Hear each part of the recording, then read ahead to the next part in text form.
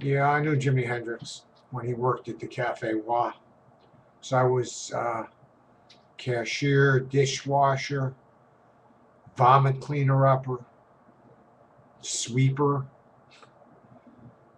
did everything there. I worked under a guy named Manny Roth, who was the uncle of a famous rock star named Roth, David Lee Roth.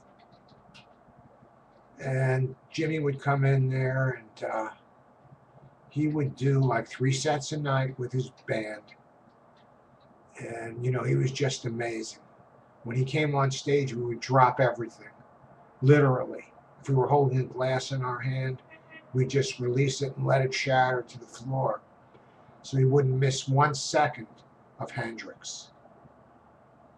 And like I paid him a mere pittance, let me tell you, but I wasn't setting the wages there, so he didn't resent it. And this went on for about a month.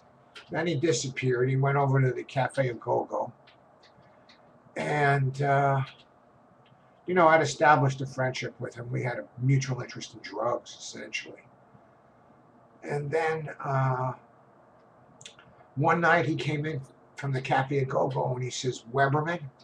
I says, "What, man?" He says, "Oh, man, I'm going to be rich. I'm going to be famous. Eric Burden was in the audience at the Agogo, and he just signed me to go to England to do a whole bunch of gigs." I says, "Oh, man, that's great, man." And then he said, "Now I can take every drug there is." And I says, "Man, you want to take everyone, man?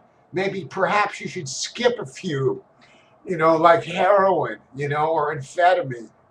And he says, "Nope, no, I want to take every drug there is." And that was the last I saw of him. I met him once before up at, let's see, what was that dude's name? Little Richard's crib. My friend from Michigan State, Dougie Messenger, knew this other guy, Danny Fitzgerald, who had been kicked out of law school for being gay, Brooklyn College Law School, and instead he just wandered up and down McDougal Street. And Fitzgerald knew Little Richard.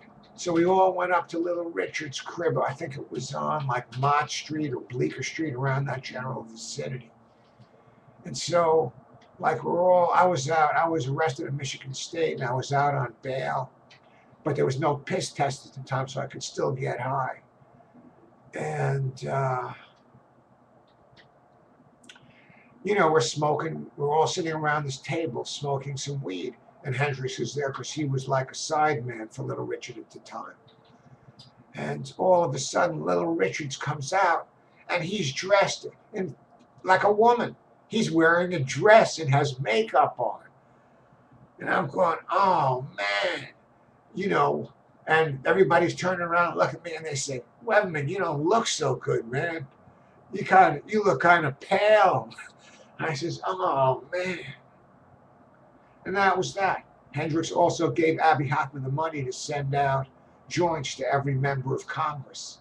And a large percentage of them reported it to the FBI, but on the other hand, a large percentage didn't and probably smoked the joint.